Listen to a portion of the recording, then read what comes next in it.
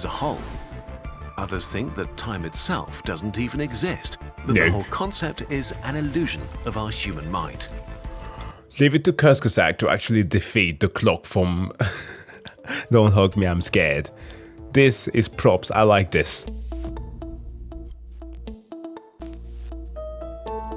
How's it going, everybody? Jack here with another reaction here to check out some more from the channel Kurzgesagt, who have a brand new video that is very intriguing to me called Did the Future Already Happen? This is one of my favorites, well, perhaps not favorite in that way, but like one of the topics that I've always enjoyed talking about with friends or colleague or fellow students in physics about this very thing, because it has a lot to do with like predetermination of certain things, the concepts of free will, and most importantly, it allows me to gush a lot over the movie Interstellar. Love it a lot. But that is what we're going to be checking out today. But as always, if you want to see more of the Physicist React or other stuff on my channel, please feel free to subscribe and of course hit that notification bell to be notified whenever I upload something new. That being said, let's jump into the video. Do your past, present and future all exist right now? Are you watching this video, being born and lying on your deathbed at this very moment? Surprisingly, the answer could be yes. But how can that be? What does that even mean? How does time work? The block universe. Imagine the universe like a child painting pictures on paper. Each picture shows everything that's happening in the universe in a single moment. With each new moment, all kinds of things occur everywhere. People are born and die, galactic civilizations expand, you miss the bus. And our universe kid makes a new picture that replaces the old one. In this way, you get something like a movie. Only the moment we're in right now is real. The past is what happened before. Now it's gone. The future is still to come and hasn't been drawn yet. This is kind of how time feels, right? Yeah, but this very film is something that can also be used to express why you cannot tell whether or not an event took place in the past or the future. I may expand on this further in a bit, but let's continue watching. Each moment being replaced by the next one. The past is far behind us, the future doesn't exist. Okay, Don't Hug Me, I'm Scared. I was not prepared for this one. The clock is evil. Great cameo. But what if time is something else? What if the universe kid has already finished all its drawings and stacks them on top of each other? A block, I see. This way, we get a block of time that contains the whole history of the universe. Yeah. All moments that have ever existed or will ever exist. But in this block, in this stack of moments, the past, the present, and the future are equally real and exist at the same time. This feels wrong. The only things that we perceive as real are those things happening now. How can the past and future be real right now? Cosmic democracy. The problem is that according to the theory of relativity, they kind of have to be. Yeah. Heavily simplified, relativity says that time and space are not separated, but one connected space-time. In the same light that electricity and magnetism are two sides of the same coin, so is time and space. Like, I will often hear a bunch of teens, for the most part it is teens, but some adults do that sometimes in school, saying, answering a little bit smugly, but like some teens who will say stuff like, time is only just a man-made concept. What it really means is that clocks or units of measurements for it are man-made. Yes, this makes sense, but there was a time where without our being here, things were still happening. Things change, they evolve. In the same way that you have one point and another, and in between that there is a distance, how do you quantify or even conceptualize what happens between two events? Well, that distance has to have a certain dimension, which for us, the change between some events to another further in time was called time. And that's where we get into dimensions, right? Because right here, as you're staring at me in this little square that I'm in, I can be considered as being a two-dimensional being, right? I cannot do much else or I'm pretty much stuck in there. But if I can edit this in a bit of a fancy way here, if I am to now reach out here, I have turned into a third-dimensional being. I am outside of the square, there is depth to me. Now, a third-dimensional being should have been capable of interacting with the two-dimensional being without its knowledge, because the two-dimensional being as it is cannot perceive the third dimension, in the same way that we cannot exactly perceive time as only being something that moves forward and never backwards. We have no tell of what would happen if a fourth dimensional being were to interact with us. And well, this fourth dimensional being is only constrained by one thing, which is time. This is a concept that is taken further in the movie Interstellar, where Coop interacts with his daughter through the use of time, but with the help of then five-dimensional beings who are not constrained by neither time or space. Again, reiterating what we talked about before, were I to be a 2D entity or being, I would be confounded by my perimeter, the square that surrounds me. As a three-dimensional entity, there is now depth to me, and I am confounded by those three dimensions. As a fourth-dimensional being, time becomes my only constraint, which is why Coop in the movie experiences a now that is located in the past, one that intersects with Murph's version of the now. Like, an even simpler way of looking at this is through what we call world lines. Like, for example, the place where you are in space and in time is your world line. Our world line only intersects when we meet each other and cross each other at a very specific time. Think of when we were all Zooming during the pandemic. We completely put away the position factor, but most of us were at the same time watching and doing the same things. Now, if you were like me, who would occasionally go through like a library because you get lazy sometimes when you have to attend a lecture at home because being home feels too cozy, you know, but I would do that, and often on the train. Now, if said train were to be something like, let's say, what is a good anime to take here as a comparison? I like to use animes a lot. The Galaxy Express, right? That moves at light speed and goes through galaxies. You will experience time slowing down, coming to a halt. That is essentially what relativity tells us in terms of movement through space and time with regards to an observer. When you move through space, you're also moving through the block. This means time passes differently for different people, depending on how they move through space relative to each other. And this also means that what someone perceives as now is a certain cut along the block, a cut that will depend on how fast they're moving. So well, what your you think line is now is really only your now. There are many different nows in the universe, and all of them are equally real. This also means there's no universal past or future. Okay, this is a lot. How does this work? Cosmic democracy. Imagine 3 alien spaceships a million light years away. The first one just hovers in space, not moving relative to you. You both experience the same now, the same present. If you had a magical instantaneous internet connection, you could do a video call right now and chat about alien things. Just like Zoom. The second spaceship is flying away from us at 30 kilometers a second, about 3 times faster than a human rocket. It's moving differently through the block of time than you are, which means its now is different from yours. With the magical internet, the aliens can talk to your ancestors in 1924, when humanity was discovering the first galaxies outside the Milky Way. Yeah. The third spaceship wants to visit Earth and is flying towards you at 30 kilometers a second, moving at the opposite angle of the second ship We're through talking the to block those of in the time. future. It experiences yet another now. With the magical internet, the aliens can talk to your descendants in the year 2124, when humanity has already built cities on Mars and Venus. The beautiful thing is that you can actually calculate this from either time dilation or the extent of which it will take for something to reach somebody else through some rather rudimentary ways, from like the general trigonometry that you learn in primary school. I think that's the right one, right? And yeah, I'm taking into account just the speed of light. Like, we know that the speed of light is finite, right? It has a given value, 3 × 10⁸ meters per second. So through that, we can use it to observe 2 different moving objects, right?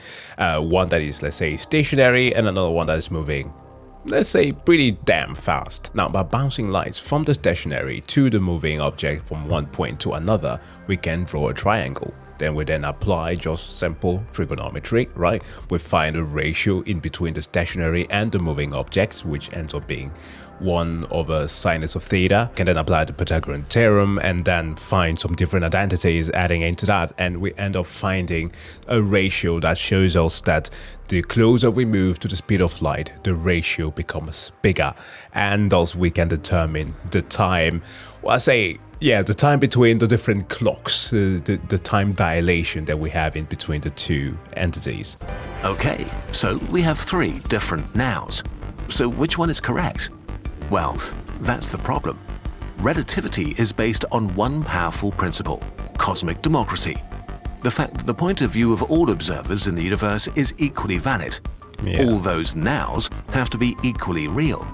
But if this is the case, your past, present, and your future all have to exist at the same time, right now. That's why signs in physics or math are always super important, so that you know which direction things are moving. Because for the different aliens, they all happen in their present. This means that the distinction between the past, the present, and the future is an illusion.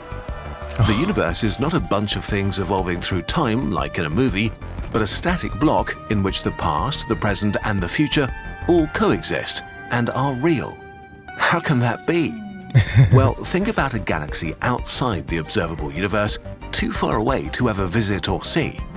But even if you can't get there It's and still don't see happening. it, it's still real. The future might be the same.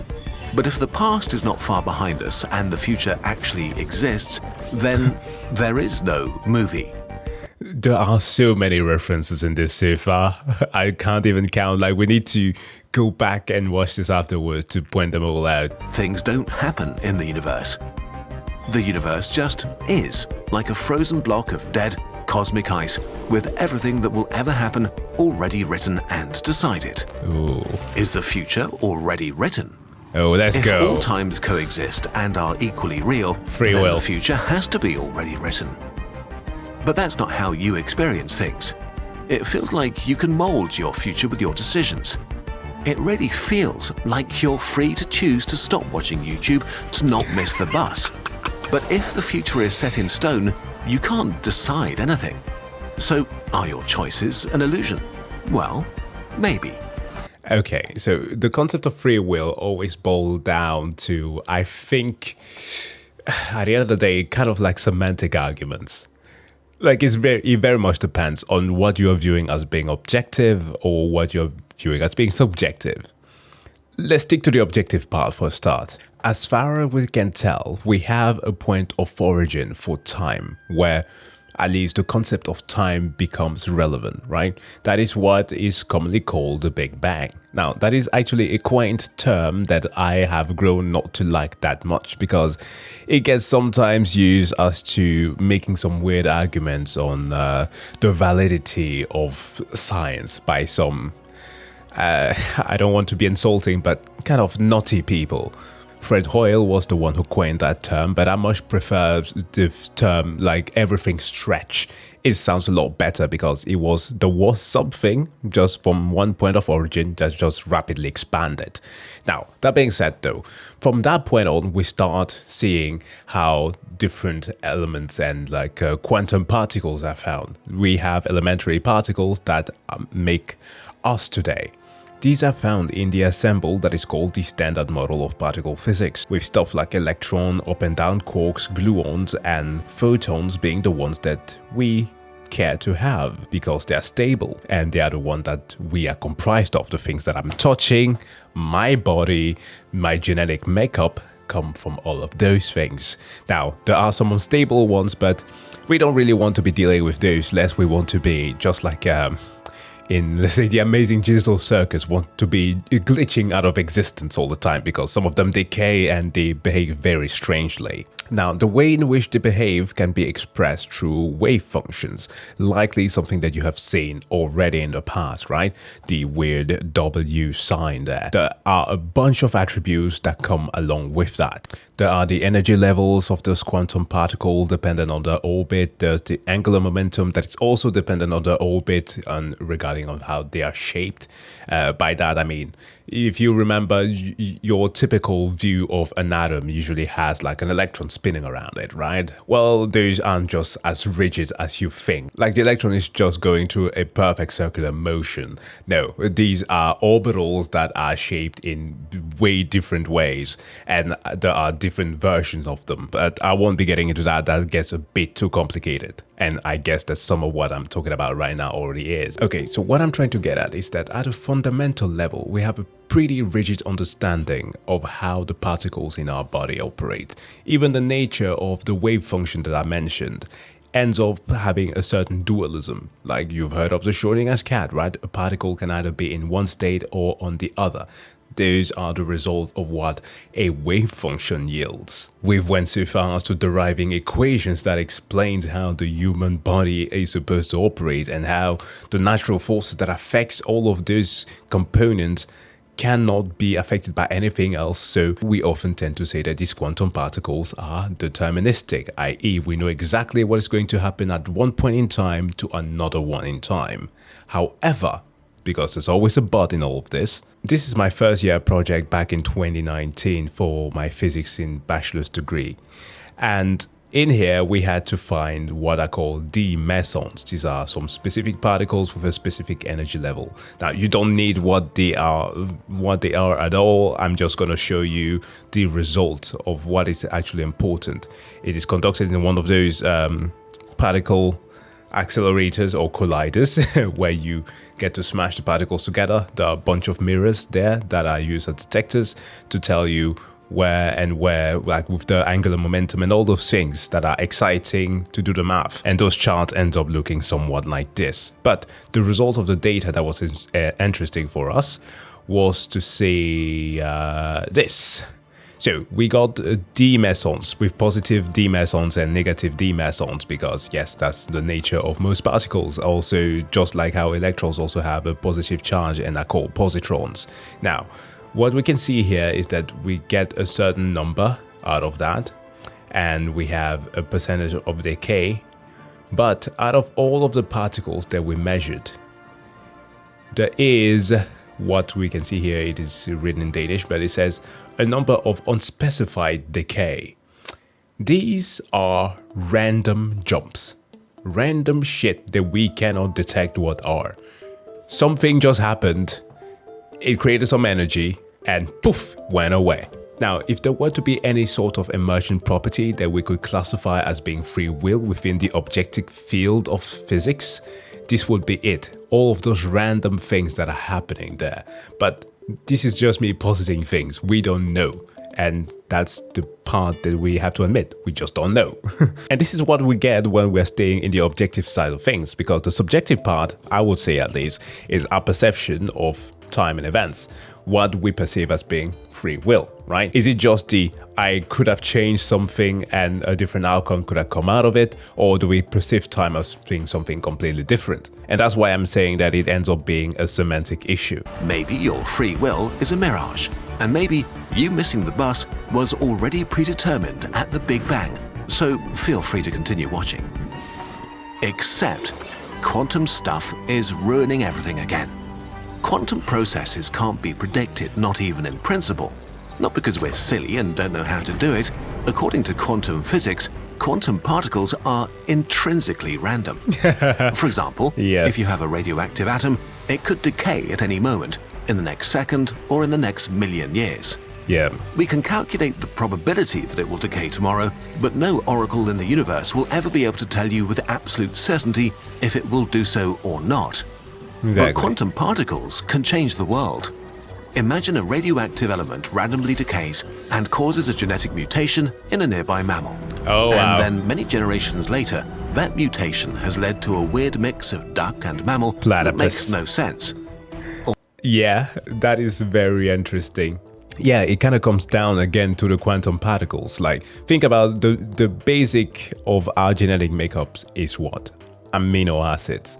At least that's how far I personally remember them being, but there might be more. But from amino acids, we get protein, and the protein then are added into making DNA, right?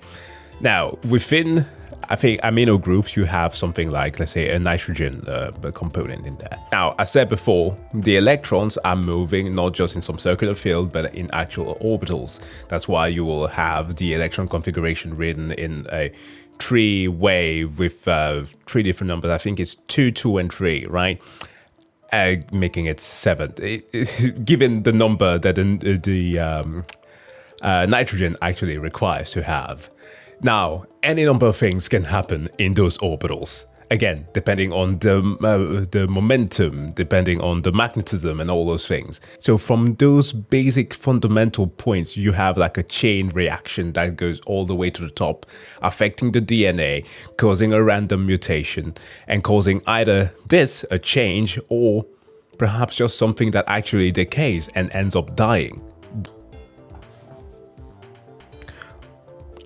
I reacted to a video. I remember that I reacted to a video by Casual Geographics some months ago, 2, perhaps 3 months ago, where I went through the process of evolution and how certain things end up happening with the haploid and the different group, the selective pressure that occurs in there. But then you have stuff like this that are not affected by environmental factors at all, but just random shit. And that's the weird thing about, well, the universe. Sometimes just weird things happen for no reason. Or the atom decays a day later, and the weird creature will never exist.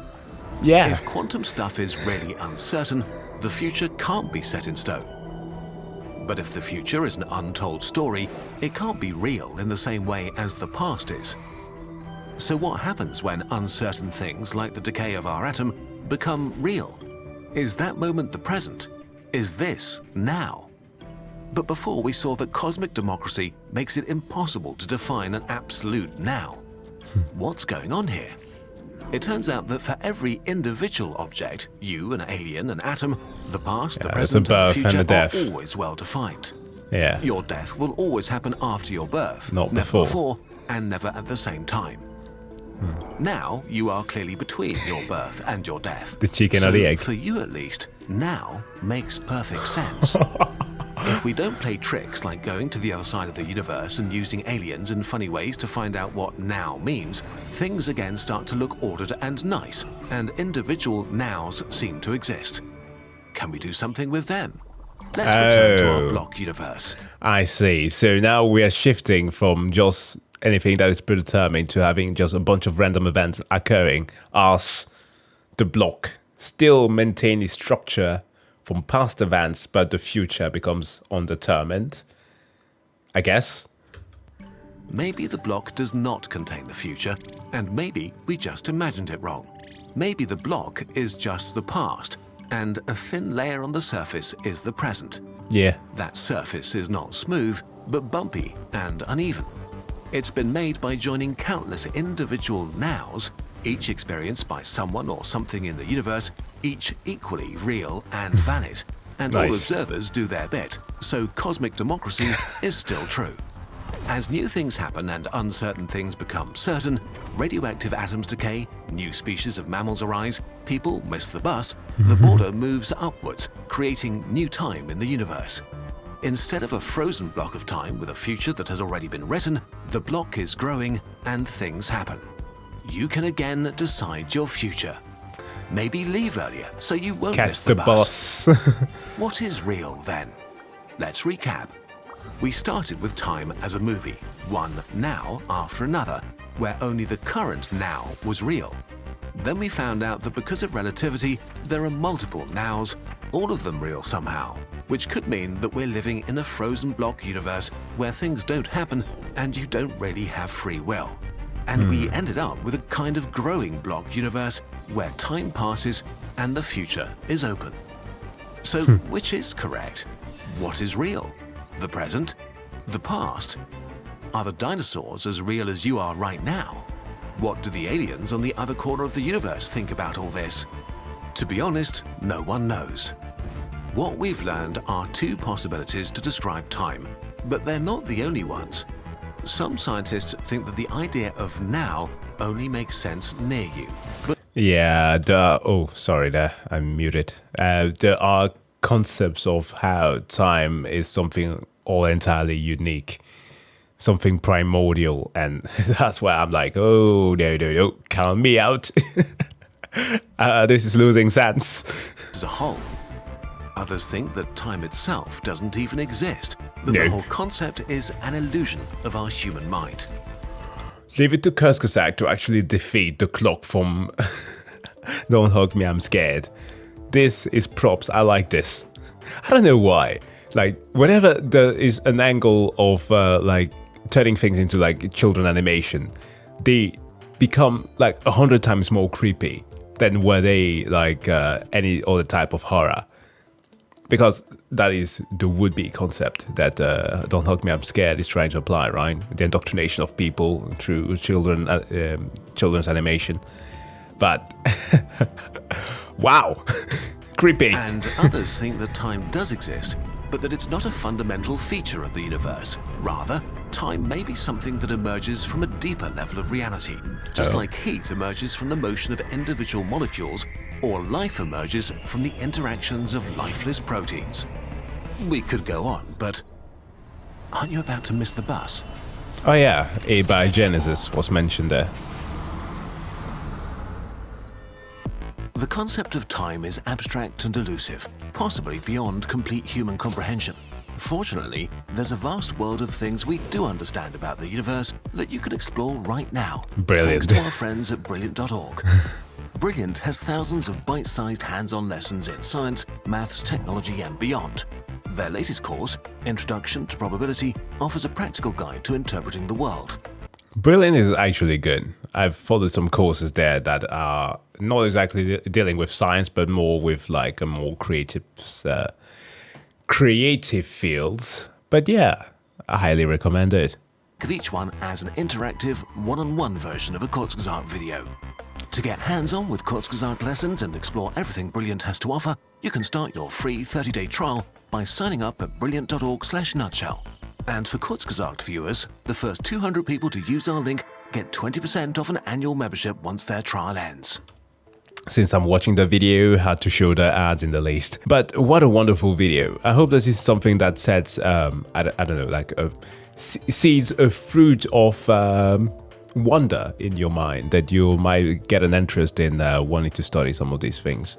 Because they can get pretty interesting. It deals with like deeper concepts that we perhaps don't consider in the everyday life. But that being said, though, guys, thank you so much for watching this. I hope that my commentary was informative to you and also coherent. I tried in the least. But that being said, though, wish you also have a wonderful day. Hit the like button if you liked the video, and I see you in the next one. Bye.